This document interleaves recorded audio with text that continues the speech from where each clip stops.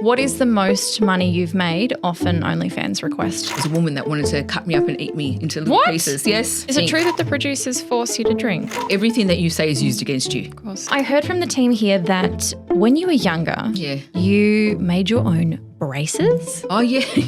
There's a lot of things that I think people don't know about me. I was in the Australian Army. What? Yes. I mean, I've got more.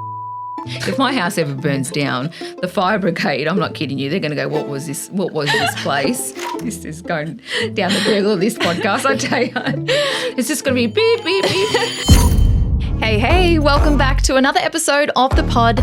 MAFS fans, you are going to love what we have in store today because we have our very own Ex-MAFS star, the fabulous Sarah Roza, who is joining us on the show. She first won Australia over on Married at First Sight in 2018, and since then she has built an incredible career across beauty, business and content creation, from launching her very own makeup collaboration to hosting singles events and even embracing platforms like OnlyFans. We'll also chat to her about her amazing smile makeover by Dr. D at Vogue Dental Studios. So without further ado, let's get into the episode. Oh, Sarah. Hi. Yes, hi. Welcome to the show. Hello, thank you.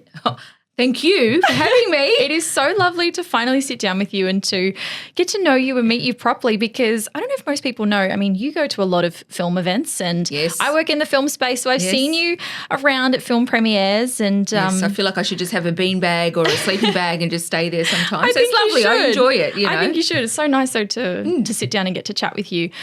Sarah, you have such a social media presence. I mean, everyone sees the glitz and glamour of your life. You go to so many events, you meet so many amazing people. Take all that aside, who is Sarah Roza? Well, that's my job, the glitz and the glam. When I'm at home, I'm in, the leggings and the hair's in a, top bun and I'm hanging out on the couch with the dog. So, very basic at home. And it's funny because a lot of my neighbours don't even realise that I've done work in TV because they just see me as, the chick that just... The girl next door. I'm the girl next door, but the very basic girl next door. I mean, thank God I've got all my makeup tattooed on, so I still sort of look the same apart from having lashes and all that sort of stuff. But but I'm somebody that just loves boring, quiet, peace. I'm 46 now, so I'm at a point in my life where peace is the commodity that I want the most. Preach. Yes. Preach, so honestly. I'm not interested in the parties and all. I do get to go to those things because it's my job and, to be at red carpet events and what have you, but it's definitely not what excites me. But I do appreciate it and I'm grateful that I get to do fantastic, fun work. But as soon as I go home, I switch off and that's it. I'm back into boring Sarah. I could not agree with you more. Yeah. I mean, the events and the glitz and glamour is so fun and it's great when you're there, but sometimes you just want to be at home and just on the couch and chilling and having your own time. And I think that does a lot for your mental health too, because when you're constantly surrounded by people or you're trying to be in that social space, it does. I mean, my social battery is not the greatest. So I definitely feel you there. I've definitely had to learn how to flick the switch on when I go out for work and then it's off. And then it's really off, so. What is the biggest misconception people have about you think? There's probably a few. One is that, that I'm out at parties all the time and I literally am. If it starts at 6:30, I'll be there at 6:30 and I'll do whatever I have to do and say, thank you to all the people I have to. And then I'm out of there. I'm not really hanging around, drinking, partying, after parties. I'm not interested. I just, I'm grateful that I'm invited, but I just think I can't cope, as you get older. I mean, I don't know, how old are you, darling? I'm 26. Oh, God, 26? Well, I could be your mother. Oh, my God. Well, I'm 46, right? So, I never understood that whole analogy that women used to say, I can't wait to come home, take my makeup off, take my bra off, right? Like now, the feeling when the bra comes off, just that sense of relief. But you're not at that stage yet. I'm telling you, like at 26, I still had the, what do I need the bra off for? Now you're just like, I cannot wait to get naked when I get home. That's going to make your promo, isn't it? That'll be the lead. And to get the makeup off and to just chill. Chill out, yes. I totally feel that. Yeah. Tell me, let's go back to the beginning. Yeah. You strike me as someone who is incredibly vivacious and you're confident and you're extroverted. I mean, were you always like this growing up? What were you like as a young girl? I'm the first child, so I've got two younger brothers than myself, and they're completely different from me. Like they're introverts. Like for me, I'm excited to be and being, I don't want to say loud, but to say something or do something or have a risk at something. Like I've always been that sort of pioneer in my family. It's paid off sometimes, other times it has not paid off. But yeah, so when I was a kid growing up, we weren't rich at all. You know, my parents worked 2 and 3 jobs each. So it always felt like one was coming, one was going, you know, and yeah, we were I'm not saying left to our own devices, but we couldn't afford to go to sports. You know, now kids, they all get to go to sports and do a million different sports. We couldn't. I'm not a sporty person. Love sports. Love watching it on TV. Like I worked at SEN for a couple of years where I was on air talking sports. And, wow. So love sports. Cannot do it to save my life. Not even one sport. Is there one sport that you can play? I played tennis. Oh, me too. Not Love really tennis. well though. In my mind, I'm better than I actually am. But I look amazing when I'm on the court. I've got the great outfit. Listen, that's all that matters. As long as That's you look good. I'm telling you, I've got like I will curate an outfit down to the hat, down to the little shoelaces, down everything. You know, I bet that you've got the gear down pat. I mean, you always look fabulous. Yes. So and my local club, I mean, I love them, but it's an altar car court, which is that orange red dust that Yes. goes all over you, so that destroys me. But anyway, so the tennis is probably it. But I was a lifeguard when I was younger, so I did the bronze medallion. I used to actually work at a lot of pooled council pools and went down to the beach and did that a bit. There's a lot of things that I think people don't know about me. I was in the Australian Army. What? Yes. Are you serious? So at the end of year 12, I had no idea what I wanted to do with my life. All I knew is that my parents said, we haven't got the money if you want to go to uni, unless you know for certain you want to be a doctor, lawyer, that sort of thing. If you just want to fluff around at uni, no way, we haven't got the money for you to muck around. So they said as soon as you finish year 12, you have to work. And there was a pilot program that the Australian Army were running for kids that had no idea what they wanted to do. And I saw it on the notice board and I thought, you know what? I just saw that as a holiday. I thought I'll get out of my house, you know, and go and explore a bit of Australia. And all I could think of was, what am I going to wear? I'm going to look like Lara Croft when I turn up, right? So I went and bought like all this black camo gear, like completely wrong idea when you go into the Australian Army because it's not like that. They would have loved you. Oh, well, can I tell you that there was all I could think of was all these sexy hot guys. And I thought I'm going to be walking past them like, hello, you know, like some sort of American movie. It wasn't like that. You couldn't wear any makeup. Your hair had to be in a bun, completely smooth in 3 minutes. You're woken up at 5 a.m. and it was very tough, but I loved it. I ended up winning. I was the leader of my brigade, which was good. Oh, wow. So they picked one kid from every school and I was one from my school, but I loved it. And I still to this day say if everything went bust, I would still go back to the army. So I would never have picked that about you. Yeah, I was the best marksman too. So my eyesight's shot now, but like literally I was the best target master. So yeah, very good. So yeah, there was things that surprised me about myself. So, and I think that's probably always been the main message for me internally, that how do you know you're not good at something until you try it? It's true. You know, or how do you know that you don't like broccoli until you try it? Or so, you know, I'm one of those people that I would never eat the same thing at a restaurant. I will always look for the thing I've never had in my whole life, even if it sounds gross. I love that. Yeah. I read, and I know that you've shared publicly as well, that your mum passed in a freak accident when you were younger. Yeah, yeah. How has that shaped who you are today? Oh, God. So I was 19 years old. Wow. My mum was 40. And so when mum passed, she wasn't sick. It was like as if I'm talking to you and then the next day over, you know. So knock on wood. But it was one of those situations where you just had to deal with it, and we were in shock for a bit. I didn't cry for 6 months, even at the funeral. Like, I don't know, there's something, maybe it's my dad's side's Russian Polish, you know, mum's side's Maltese French, and next generation back is German, and my surname is Roza is Spanish. So I'm like the UN, basically. You're a mix, yeah. So, but when it happened, I remember thinking, well, we've just got to get on with things. But I do remember my mum always wanted to do a lot of things that she put off. So when the kids finish school, I can do this. When I pay off the mortgage, I can do this. We can go overseas. We can always put stuff off her own dreams and things that she really wanted to do. And when she died, well, that was sort of alarm bells that we haven't got anything guaranteed. And so I immediately, something did happen to me where I was like, okay, that's it. I'm going to start doing things. What do I want to do? Mum wanted to travel. I want to travel. You know, I've been to 83 countries now. Wow. It's a lot. And I love travel. And every time I go somewhere new, I always think of my mum and think, oh, she would love this place, or she would hate this, or she would, really enjoy this restaurant, that sort of thing. So I'm glad that that was the silver lining that I took out of it, that the stuff she didn't get to do it because you haven't got a chance. I'm always the type that wears the fancy stuff straight away, always uses the perfume, always uses the good, cutlery and crockery. Like I'm not someone that saves stuff. Like I use it all the time. So I love that. Yeah. And I think that that's a really important message because, as you said, tomorrow is never guaranteed. Yeah. And we're always waiting for the right moment or the right time to do things. Yes. But there is no right time. There is no right time. Right time's now, and then you just adjust the mould to fit. That's it. I love that. Yeah. That's a really beautiful take-home message for everyone. Thank you. Yeah. Let's talk about your reality TV experience, MAFS, God. okay? Okay. We're talking about it because MAFS is very topical at the moment. Yeah. Everyone is talking about the newest season. Are you watching the new season? Oh, look, it gives me PTSD, but I still do watch it. And it's funny, a lot of people, if they don't know, MAFS was like my 6th or 7th show that I'd done. So I'd done The Amazing Race before that, did some cameos on Real Housewives of Melbourne, worked on The Footy Show for a bit, did another couple of shows that were smaller, but MAFS is probably what I'm known most for. And a lot of people don't know that I didn't apply for the show, that I was hunted for about 4 months every single day. So they scouted you. Yeah, but they knew that I was already in media. And because at the time I was working at SEN on the radio. And they said to me, we want you to be a beauty therapist, which I was, but like 15, 20 years ago.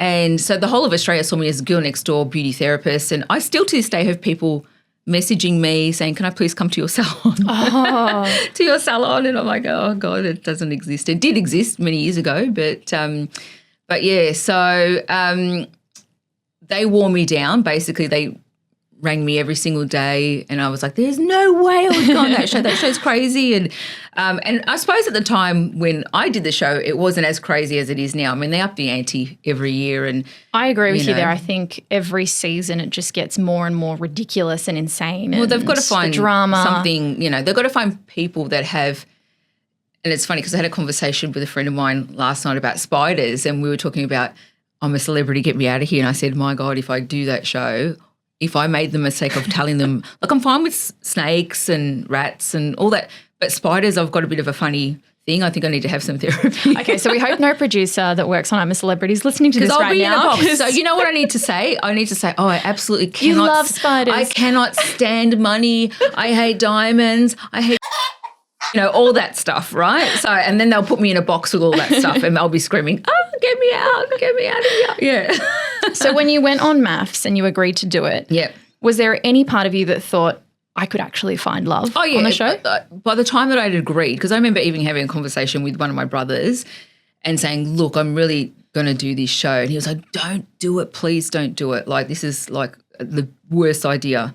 And I said, but they told me, they found me my perfect match and based on all my answers and this and that. It was all a lie because even Talv, who was my partner on the show, said to me that they only found him about a week or so before the actual wedding. Right. So he was like a last minute ring in, So the person that they were telling me that they'd found this perfect person did not exist. So, but I definitely remember being with my brother in my kitchen crying and saying, but what if this is the person? Like, what have I got to lose? I mean, I had a lot to lose, obviously, because people, that changes their whole lives. But, I was like, what have I got to lose if this person isn't my person? But what if it is? If it is my person, then this will be the best thing I've ever done, So, yeah. If you had the chance to do it all over again, would you? Well, I did the All-Stars, so I did go back for their You wouldn't do it for their All-Stars. I'd make sure there'd be some pretty heavy stipulations in the contract as to things that would, because I mean, it is a heavily produced, and everybody that says, it's all fake, it's not fake. It's actually, these people are plonked in positions and environments that are so curated for the outcome to be exactly what the producer wants to happen. It's like Occam's razor, which is a law that says the most obvious answer is what's going to happen, and that's what happens. They're very good at what they do. And MAFS wasn't my first rodeo. So, and I feel a bit silly that I think I should have known better even. But I think because I'd led with my heart and I truly was looking for love, and I thought, my God, this is, because at the time I think I was 38 when I did it. Everything's ticking, everything's, I think, oh my God, what am I doing with my life? Like, you can be 25 thinking, what am I doing with my life? But it gets a bit more urgent when you're 38, 40, 45, 46, 50, all that sort of stuff. So, but it's one of those things. It's a highly produced, and I applaud the producers because they do an amazing job. I'm not saying that I like that, but they do their job very well because they're not our friends. Their job is to produce. And that's where I think I got a bit confused because I thought the producers were my friends. And, you sort of told them. They do befriend you, though. Let them in, with how you're feeling. And it's all just, I don't want to sound like a gripe about it, but everything that you say is used against you. Of course. Whether you say this or that, they will package that and make it work for them. So, and that's a show. So do you think that the audience ever got the real Sarah Roza, or do you think it was a really curated version of you? There were shades of it that were good, and I'm not going to whinge and say I didn't. I think I got a good edit compared to other people because I was already chosen to be the golden child in that series. Mm-hmm. So there was no way they were going to show. I mean, even my partner got a great, fabulous edit.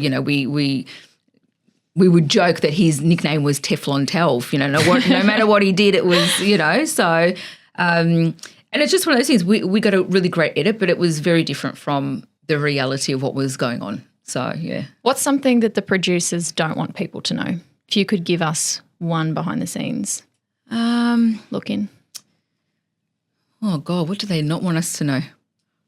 Probably how stringent the contracts really are. And what you're not allowed to do. It's funny you say that because I saw a TikTok yesterday. I saw a TikTok yesterday of a guy actually reading through the contract, and there were so many clauses in it. And I just could not believe how much they can exploit you and what you say and everything. And granted, I mean, that's what Well, we all had a 3-month gag on all of us as well. So, and I think at the end of our series, even now, pretty much all the contestants, or the participants we were called, not contestants, the participants, we'd all spent our own money trying to get out of our contracts. And I think I spent about $25,000 just trying to, because your wings are so clipped. I mean, I worked in media already, but they wanted people to not think that I was in media, that I was a beauty therapist, so much so that we filmed fake scenes where I was doing a facial on somebody. That's because they wanted to, make me. Okay. And I said, that's fine as long as we film in the studio at SEN, at my radio station, of me actually doing my real job. And did they? No, they didn't show that. Of course not. No, I was just the beauty therapist. So they wanted you to maintain that character that they had in mind to They told me that I was too media-y and they needed to make me into a beauty, which I was. I am. Yes. I own salons. So I lived that life, but that was many moons ago. But that just fit a better Beauty and the Beast narrative for them, for us as a couple. Let's talk life after MAFS. Yep. I mean, there was a lot of public interest in your relationship with Telv. You guys had gone through a pretty messy breakup. Yes. Do you think dating has gotten harder or easier for you since reality TV? If anyone on reality TV says it's easier, good luck. That's amazing. Congratulations to you. It's harder because, you don't know if you can trust the person. I mean, it's already hard enough for starters. You chuck a reality TV show in, people think that they know you, and it's not even the men, it's women and it's everybody else that's coming up saying their 5 cents. So people approach you differently now? Look, people are always very nice and I'm very nice to them anyway, so I wouldn't give them any reason to do anything awful, Mm-hmm. But I've had stalkers, I've had some serious situations where I had 4 stalkers and 3 were men that just wanted to, let's say, in a nice way. Well, it wasn't a nice way, I'm sure. I'm sure they wanted to do it in a very bad way. And the other one was a woman that wanted to cut me up and eat me into little pieces. Yes. So Victoria Police were involved and at the time I was working for Channel 7 with Amazing Race and I had to live out of my house. So I never returned back to that place that I was renting and lived in Crown Towers with my dog for nearly 4 months. So, Oh, and I was in wow. secret because the stalkers found out they turned up at my house and, gifts were turning up that the police would rip to pieces. And I mean, look, Crown Towers is not the worst place to live. no, but in but I those couldn't circumstances, I couldn't even that's share it with awful. anyone. I couldn't Yeah. say, oh, come, let's hang out by the pool. Let's Come to the spa. Yeah, come. No, it was just like go in your room and then when we need you, we call you and you can That is intense. Get a car to pick you up and that's it, So, yeah, so I think that life is depending on the scope of what you're viewed as, either you're a villain, because I feel very sorry for people that have the villain edit because people are so passionate about it. They take it to heart, like, and I mean, even me, I'm watching MAFS now and I'm screaming at the TV too. I'm like, this woman's mental, this guy's crazy, they're perfect for each other. Like it's just, you can't believe some of the stuff that goes on. But I mean, I think alcohol helps. Is it true that the producers force you to drink? No, nobody's getting forced to drink. But what happens is that you can have as much as you want, but now there's one producer for everybody. So they actually go, oh, Sarah's had 3 drinks. They record every single one. So if something happens, they know she's had 3 drinks or this one's had 10 drinks or so they actually have a proper gauge on it. Okay, I didn't know that about but it's MAFS. always coming. So it's not like as if they're saying, like the waiter will come and can I fill up all the bottles there and you can just put it yourself, So it's one of those situations where they're not saying, have some more to drink. I feel like more so that when we're kept away before we actually can go into the dinner parties, we're all kept in separate tents and the conditions are really, I mean, I don't want to sound like I'm whinging, but like when we would film, it would always be 30, 40 degrees in the area that we were. And then we're inside like this concrete building with no air conditioning. And then we were within those plastic tents. They put you in a plastic tent. All zipped up all the way because no one's allowed to see each other because they want fresh, they want the interactions to be now, not, oh, you've already talked about it, let's rehash what we said in the tent. Right. They want real raw original reactions, So you're dying in this tent, sweating, all your makeup's melting off your face. Your hair, your blowouts ruined, everything's finished, right? But the only thing that is in there is they'll have some water in there, but they have on tap, like literally millions of snakes alive and the little, any candies and sweets and stuff like that, any sort of lollies. And so that's what you're eating because you're starving and you're sleep deprived and anyway, it's a recipe for disaster basically because you're all upped on this sugar and then you're starving and the food's always cold on the table. So it's not like as if you're really having a good meal. Most times I would say 99% of the participants would head past Macca's like drive through 24 pack of nuggets. with their taxi driver at the end of the night saying, we need to go to McDonald's, we're starving, So yeah, but no, they don't force you to drink. They don't force you to really do anything. But the way that it's set up, it's like, sometimes when you see that when they do those lab tests on rats. Oh, it's very tactical. And the way that they have those little mazes, the mouse is going to go there, And so this is it. It's very clever psychology. There's a lot behind it. It's not just a show and let's just throw them in and see what happens. No way. It's all very calculated. Yes, produced as much as possible. And I have to say to their credit, they do a wonderful job at it, Look, it's entertainment for people. Yes. I mean, at the expense, I think, of some people's mental health and there's a lot. And that's the thing. Like, there is going to be one day someone will top themselves. I know even some of the situations with myself, I think if I wasn't the type, my caliber wasn't strong enough, God knows what would have happened. Because I'd been to some really dark places too, and you think how, I got a really, from what most people would see, not bad response from the audience. But there's always somebody, there's always some, banana that says something. And, I mean, even this morning I had a message on my Instagram from somebody saying, lay off the Ozempic or something. I'm wow. oh my God, I'm thinking, do you actually even know what's happened to me? Like I've had major illness and major surgery and like 2.5 years of trauma in my body and I don't have a gallbladder anymore and I can't eat whatever I want anymore. I can't drink whatever I want anymore. Like my body doesn't absorb fats or carbohydrates or minerals or any vitamins. So now I have to take lifelong medication. And I think a lot of people see that and just go, oh, she must be doing that. So that's a bit disappointing that people don't. And I've talked about it in bits and pieces, but I suppose people aren't going to pay attention to everything, are they? And they lash out and say stuff, and I think, well, that's a bit. Do you ever regret going on the show? No, because, I mean, for me it was never going on a show. I was looking for love, and it was incidental to me that the cameras were there because, and I get asked a million times, can't you tell the cameras are there? Honestly, if you're really in it, that's not even an issue. You're not even worried that somebody else is filming and somebody else is recording, and because when you're in the moment, you're just trying to think, oh my God, like this is my heart, this is my emotion, you're not worried about camera angles and whatever and all this sort of stuff. I mean, if that was the case, I would have done a few things. I would have made a few different, wardrobe choices and things like that in retrospect, But yeah, look, I don't regret it. How can you regret anything?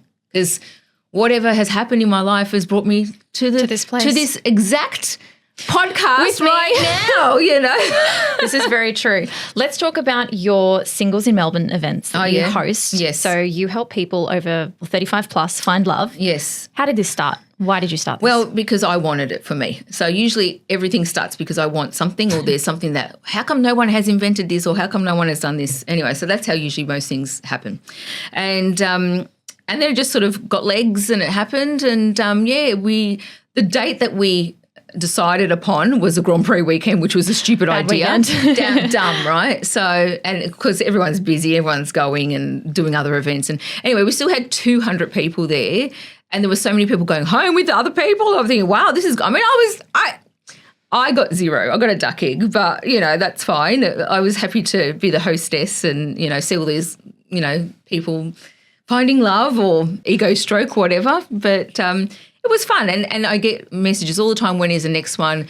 It exhausted me, to be honest, because it was my first one that I'd ever done, and it was a lot to organise. It's not just, here's a space and just open the doors, that sort of thing. But yeah, there's a lot of interest from a lot of other companies that are like, we want to have the next one at our place, and and some big places too, like big Victorian institutions that want it. So I'm thinking, okay, maybe, and it's a state by state thing too. So if everything's been registered for all the other states in Australia, but how much time have I got to dedicate? I need to make myself into about 10 or 15. People say, I just want another version. No, I need about 15 of them. I need a lot. So, but so that was good and that was fun. So have you found love? Oh, within myself, yes. And I honestly say that because I think the older you get, and I don't want to say the more burnt that you get, but you just sort of get sick of people. Like, I never even understood the whole people, the women that have all the cats and all this sort of stuff. I've got a dog, right? And that's fine if you want to be a cat lady.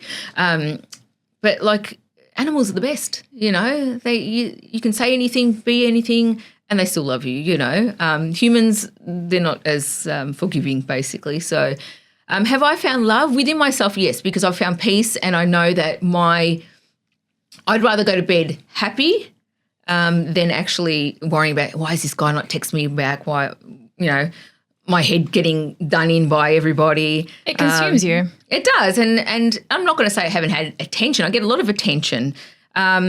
But for me, unless the person brings something amazing to my life and makes it next level, then I'm not doing it. I've got a great life. Like, why would I want to have your shitty life impact my life? No, thanks. And so everyone's got baggage as well. Everyone's got baggage, and you end up taking that on emotionally. Of course. So, I want to have, there's some, I'm going to say there is somebody in the background, and nothing's official. Oh, okay.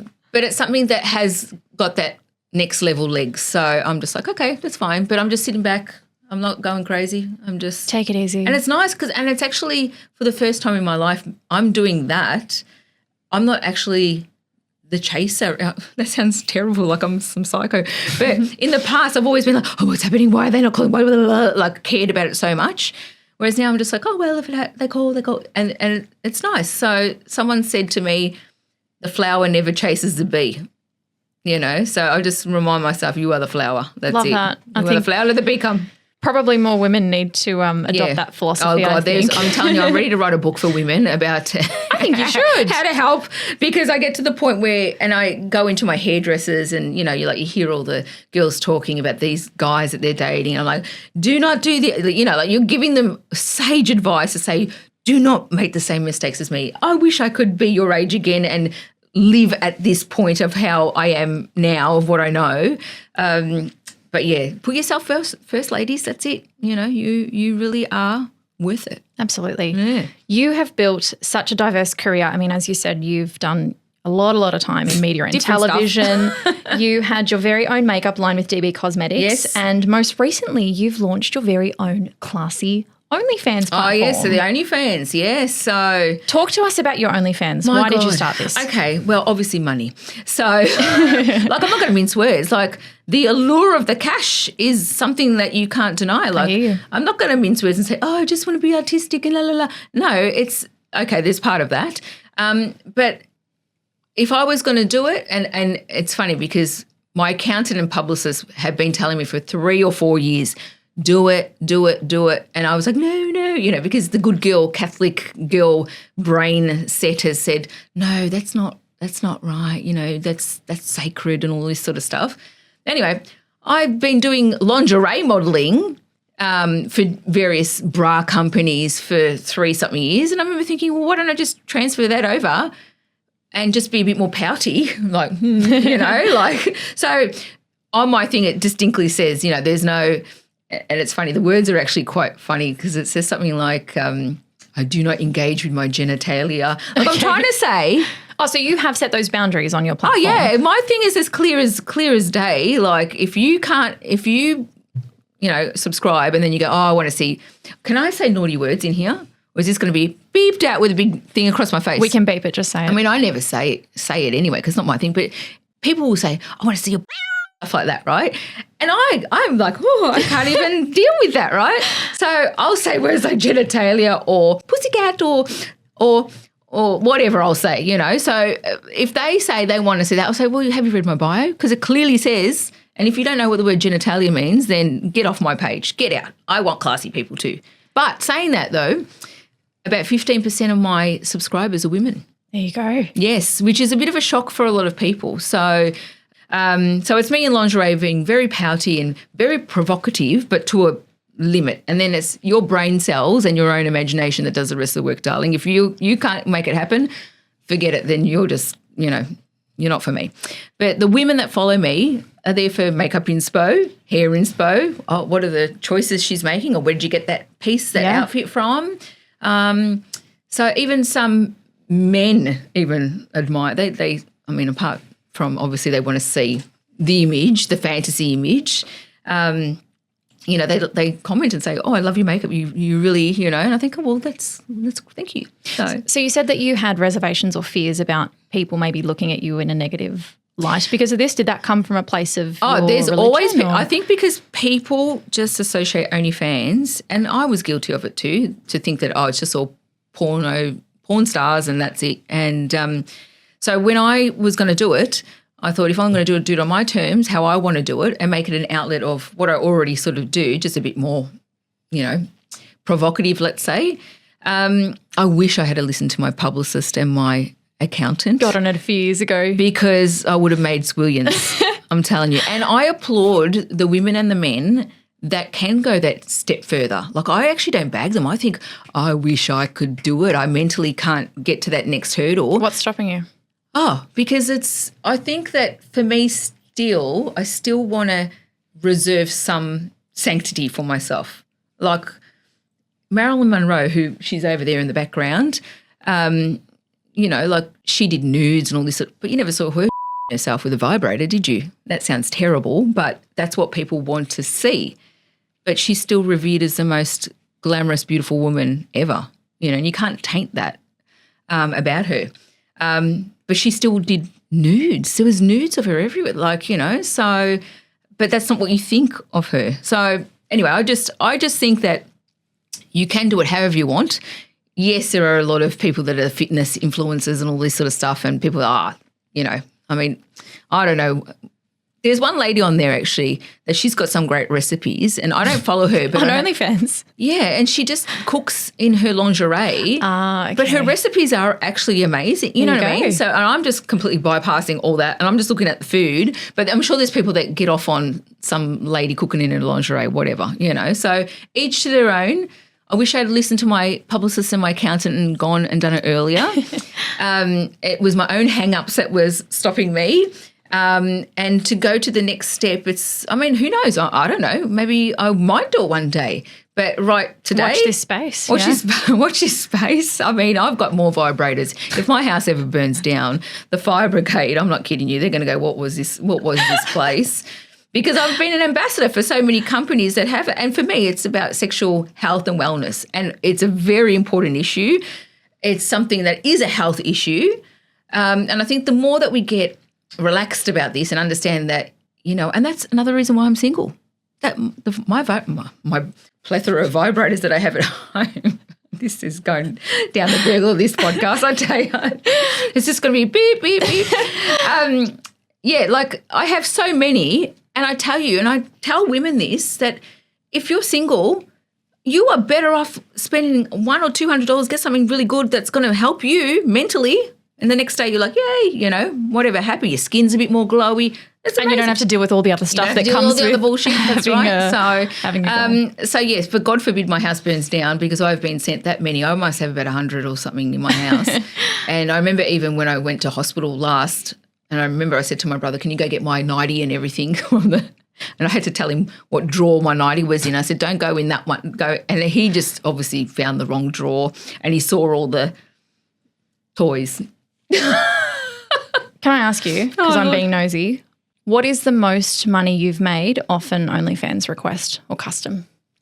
Oh, well, I'm not going to say an exact amount, but let's just say there are people that send me tips and stuff just because, and they just want to thank me for living, apparently, that I'm alive. Wow. And, let's just say it's, how could I put it in a term? Let's just say that it would be the cost of a really good overseas holiday, like a European holiday. Yes. Okay, so we're talking shmoney over the wow. money over the year. Yes, it's been a delightful addition. So it's quite a lucrative venture. It can be, and I think if I could offer more, that what more people want, but that's not what I want. So I'm not doing what you want. I do what I want. So, but if I could do more things, then we would be having this as a Zoom call from my mansion in the Bahamas, so that's it. And you know what? The thing is, you can't hate the player, hate the game, like the ladies are just doing all, the men are just doing, whoever's doing it, everyone's doing it. For sure. Somebody's paying for it, So true. and there's a lot of, I think I've loved the experience because it's opened my eyes that nobody's really bad or nuts or anything really. It's just that's just how they live their life. Like I like chocolate ice cream. Each to their own. This one likes vanilla ice cream. This one likes strawberry. Whatever. Some people like just different stuff. So it's exciting. It's made me, I feel more open to more people's lives, where I felt like when I was younger I was very sheltered. What is the weirdest OnlyFans request you've ever received? Oh, there's always people that want your undies and all that sort of stuff. Your undies, like they want your in the post. They want you to send them out. It's got to be, but I haven't Dirty or clean? No, dirty. Why would they want the clean stuff? They want to know. Have you ever sent out a pair of dirty undies? I've done nothing, but I have a stockpile of lingerie that needs to get gone somewhere. So maybe I might just, pop it on Depop or something. I'm sure you could. Yeah. Well, I've got so many clothes, darling. I've got to have a big sale. I believe it. Clothes, shoes, bags, and then I've got like millions of lingerie. So any men out there that want to date me, do not send me lingerie. I've got enough. I've got plenty. So you've always been such a big advocate for body confidence and for women's empowerment. What has helped you stay so self-assured over the years? Well, I think if you know you're a good person and you're doing something, with a good intent, then who cares? I mean, it took me a really long time to not give a shit about what other people, because you know what? Even when you worry about, oh my God, someone's looking at my cellulite, mate, we all got it. Like even supermodels have got it. So for me, my thing is, stop worrying about that you're looking at me thinking, oh, she looks shit or she looks good or she looks whatever, because you're thinking about your own, oh, my God, how does my hair look right now? is my boobs okay? Is this okay? Oh my God, with that pimple, da-da-da, all that sort of stuff. So it's a situation where once you realise that what is happening to you is happening to everybody else, it nullifies it. I really feel like it nullifies it. So, and if you're doing the best you can, as in, if you are going to wear something that looks terrible or something that makes you feel better, if you wear the better one, why not wear the better one? Your day is going to be nicer. And I think if you can do the 1%ers everywhere you can, then that's a difference. So it doesn't have to be dramatic. You don't have to have a full-blown makeover. Yep. You just have to do the little 1%ers every day somewhere, Absolutely. So. Now, I heard from the team here that when you were younger, you made your own braces. Oh, yeah. Can you? Please, I'm so fascinated by this. Tell me about. There's a hack going around at the moment with elastic bands that people are sticking on their ears, right? Have you seen that? Wait, what? There's a hack with an elastic. We need an elastic band. God, I need to show you how this is done. I don't even have one for you to demo. God. Anyway, the elastic band, let's imagine. Oh, hang on, I've got one in my handbag. Hold on. Okay, so the elastic band hack that's going around at the moment, people are getting these and sticking them around their ear like that without the earring, right? And it pinches like a little pressure point and it helps to like slim out and depuff the face. But you've got to obviously do both ears at the same time. Right. I would do it. But I already feel like I should have had a patent on this because years ago when I was a kid, and I'm talking, I don't know, probably I would have been 12, 11, 13, 14, somewhere around there because we were in our different house at that point. And I used to get a hair tie and I used to put it, I'm not going to do it now because my lipstick's going to go everywhere, but I would put the elastic band around my teeth because I used to suck my thumb. Oh. I used to have a big gap. Okay. You could put 20. So you wanted to fix it yourself? Yes, because Mum and Dad said no to braces. We had no money and it was just like they already gave us my whole life has been my parents saying, we got no money, you better figure out how you're going to do this. So that's half of my life aspirations. How am I going to do it? How am I going to get money? How am I going to do it? All that sort of stuff. So already knowing we had no cassiola, so that's what I used to do. I used to put the elastic band around the front, all the way around the back, and it used to be straight across the back. And I used to go to sleep with elastic bands in my mouth. Sleep, right? I could have killed myself with the gagging on it. Anyway, and they would stay, and then in the morning I'd take it off and it would be like, it would be hurting and it was so sore. But I did that every night. No one told me to do it. I don't know where I got the idea. I don't know. Look at you, little inventor. How old were you? Oh, probably 12, 13, 14, something like that. I'm impressed. Yes. Well, I had a big gap and I thought, what do I do about this? This is not very, it worked for Kate Moss. I don't think it's going to work for me, So, anyway, I did it and it worked. What do they say? Necessity is the mother of all invention. So that's it. That's why I did that.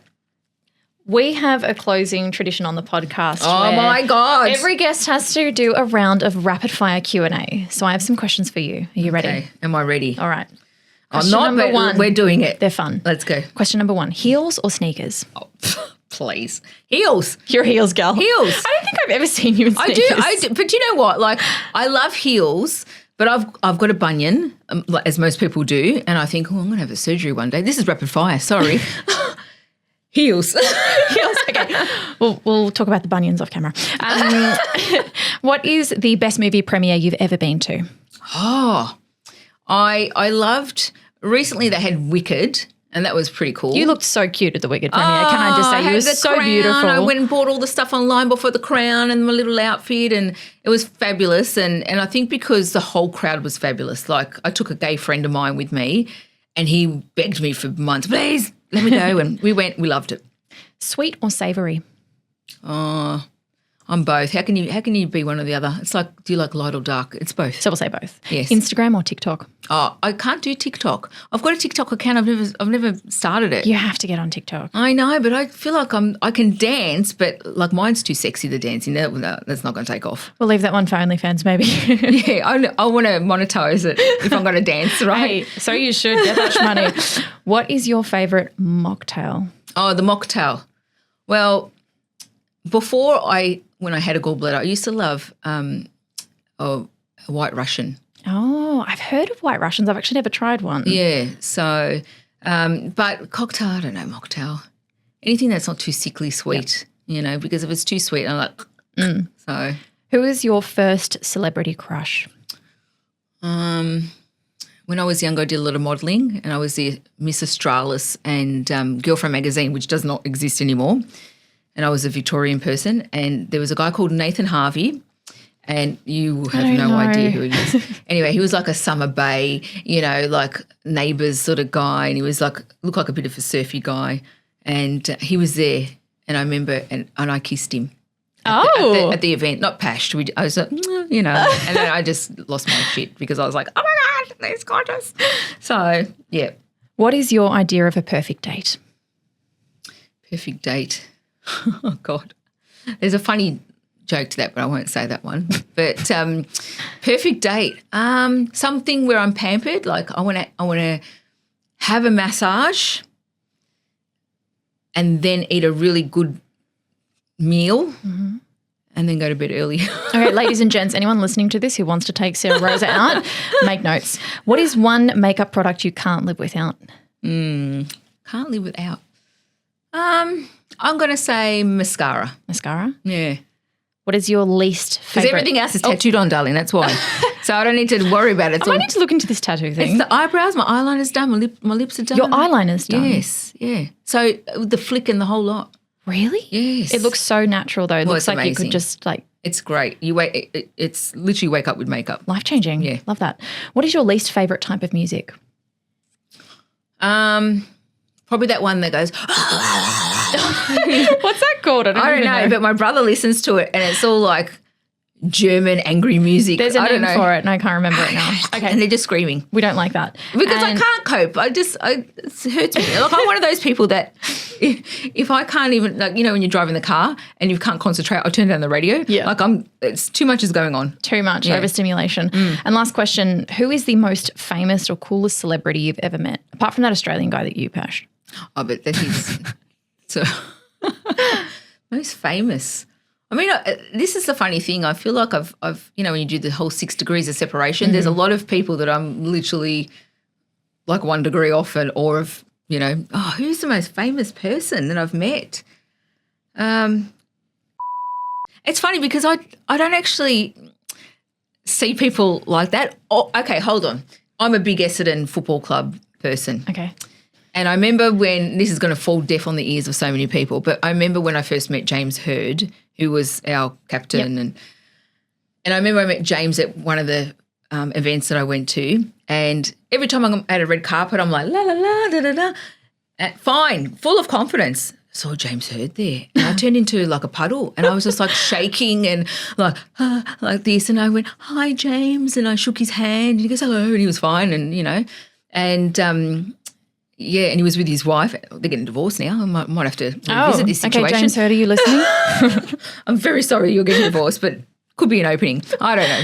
So shoot your shot, I say. Well, look, but he was the one that I've been the most affected by, let's say, which most people go, who, what, who cares, But for me, I literally just fell to my knees and I was just like, I can't believe I'm meeting you. Like this is like a dream come true, and I feel honoured. When you get verbal diarrhea and you say, I'm honoured, I'm humbled, I'm this, I'm that, and they're like, it's okay. They're looking at you as like, get up, get off the floor, get up, stop, just stop touching me, get away, So, he was the one that I was the most excited about meeting. Sarah, thank you so much for coming on today. My cheeks hurt because I've been laughing and smiling the entire time talking to you. I feel like the editing suite's going to have a nightmare with this because they're going to be like, God, there's going to be a lot of beeps happening. No, you were fabulous, and thank you for being so open and transparent about everything too. I think that always helps to just have really, positive conversation too. Thank you. Well, it's been an absolute delight and joy. You're amazing. So thank you so much. Everyone listening, remember that episodes will be released every Thursday morning on Apple Podcasts, Spotify and YouTube. You can also find us on Instagram and TikTok at Smile the Makeover Scoop. As always, please send in any questions you have, dilemmas, queries, inquiries, guests you want to see on the show to hello@smilethemakeoverscoop.com.au because we always want to hear from you. So don't go anywhere. We'll see you next week. Damn. This podcast is for informational purposes only and does not constitute medical, legal, or financial advice. Please consult with a professional for specific advice tailored to your situation.